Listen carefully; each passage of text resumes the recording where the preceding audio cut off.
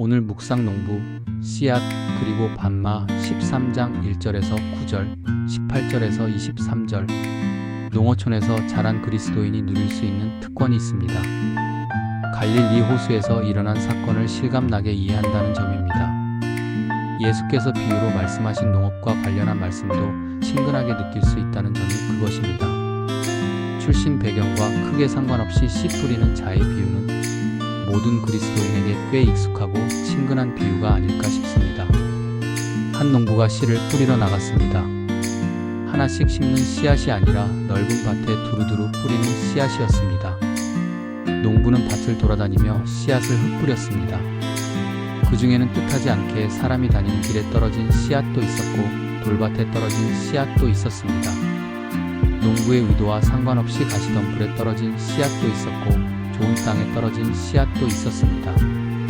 상상해보면 쉽게 알 수 있는 것이 있습니다. 정신 나간 농부가 아니라면 씨앗을 뿌리기 전에 밭을 정비했을 것입니다. 밭을 갈고 돌을 골라냈을 겁니다.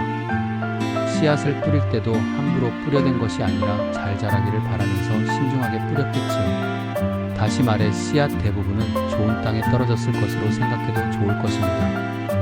문제는 개중 어떤 씨앗이 길가에, 돌밭에, 가시덤불에 떨어졌다는 점입니다.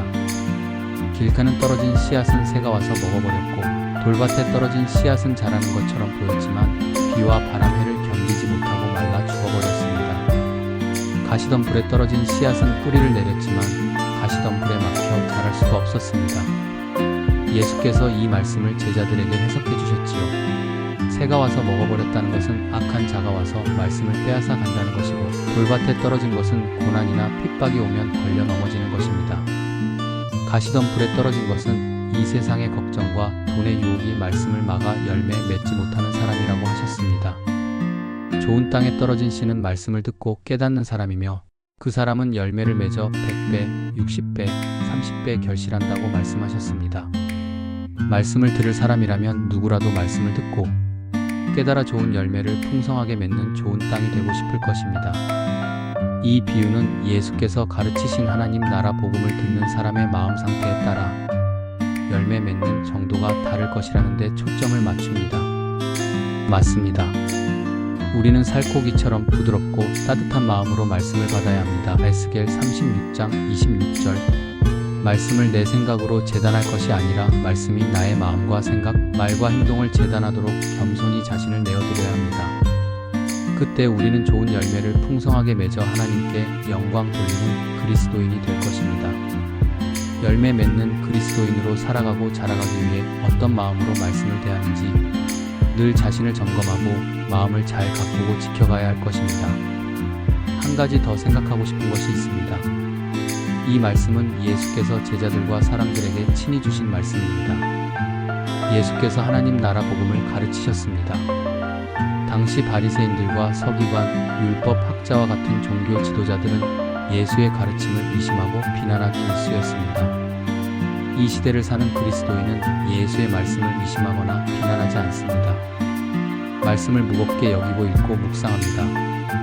성경의 권위를 의심하는 그리스도인이라면 진지하게 자기 믿음의 진위를 점검해 보아야 할 것입니다. 여기서 생각하고 싶은 문제는 오늘 이 시대의 말씀을 전하는 자는 예수가 아니라는 사실입니다. 우리나라 속담 중에 콩 심은 데 콩 나고 팥 심은 데 팥 난다는 말이 있습니다. 무엇을 심든지 심은 것을 거둘 것이라는 속담입니다. 우리나라만큼 이단이 많은 나라도 없는 것 같습니다. 온라인에 떠도는 수많은 정보나 영상 중에 처가 의심스러운 것이 많습니다. 한쪽으로 지나치게 치우친 정보나 이야기에 끊임없이 노출되면 자연스럽게 확증 편향이란 것이 생깁니다. 늘 그런 시선과 사고로 세상을 해석하려 듭니다. 그럴 수밖에 없습니다. 하나님 나라 복음을 마음에 뿌려야 한다는 말씀입니다. 설교자는 정신 똑바로 차려야 합니다. 성도들의 환심을 사기 위한 설교, 잘못된 방식으로 성경을 해석한 설교, 아무런 깨달음도 은혜도 없는 무미건조한 설교를 씨앗으로 뿌리면 거둘 수 있는 것은 없습니다. 있다고 해도 제대로 된 열매라고 할 수 없을 것입니다. 무엇이든지 뿌린 대로 심은 대로 거두는 법입니다. 갈라디아서 6장 7절. 말씀을 맡았다는 것은 굉장한 특권이자 영광스러운 일입니다. 동시에 굉장한 부담이기도 합니다. 말씀을 바르게 이해하고 이해한 말씀을 자기 마음과 듣는 분들의 마음에 잘 뿌려야 할 것입니다. 설교자 자신도 말씀을 받아야 할 사람이라는 것을 망각해서는 안 됩니다. 무엇보다 말씀을 나에게 유리한 쪽으로 끌어당겨 해석하고 성도들의 마음밭에 뿌려서는 안 됩니다. 말씀을 듣는 이도 주의해야 합니다. 앞서 이야기한 것처럼 부드럽고 따뜻한 마음으로 말씀을 받고 말씀에 이끌리며 살아가면서 좋은 열매를 풍성히 맺어야 합니다. 그렇다고 아무 말씀이나 마음에 우겨넣어서는 안 됩니다. 설교자가 전하는 말과 글이 온라인으로 보는 글과 영상이 정말로 그러한지 분별할 수 있어야 합니다. 베레아 사람들이 사도 바울의 설교를 들으면서도 정말로 그러한지 성경을 깊이 묵상하고 연구했습니다. 사도행전 17장 11절. 바울의 설교를 평가했다면 이 시대의 설교자의 설교를 평가하는 일은 지극히 자연스럽고 당연할 것입니다. 들은 말씀이 정말로 그러하다면 말씀에 순종해야 하겠지요. 들은 말씀이 의심스럽고 뭔가 깨름칙하다면 잘 걸러내야 할 것입니다. 그때 비로소 우리는 모두 좋은 열매를 풍성히 맞는 사람이 될 것입니다. 아멘. 오늘 기도 1. 세상의 걱정과 염려, 돈의 유혹이 지독한 세상에서 걸려 넘어지지 않고 결실하는 신실한 그리스도인 되게 하소서. 2. 부드럽고 따뜻한 마음으로 말씀을 대하고 말씀 앞에 나를 세우고 말씀에 이끌리며 살아가며 풍성한 열매 맺는 성도 되게 하소서. 3. 기록된 말씀을 부지런히 읽고 묵상하는 그리스도인 되게 하시며 선포되는 말씀과 온라인에서 접하는 수많은 글과 영상을 분별할 줄 아는 지혜로운 그리스도인으로 성숙하게 하소서. 고맙습니다.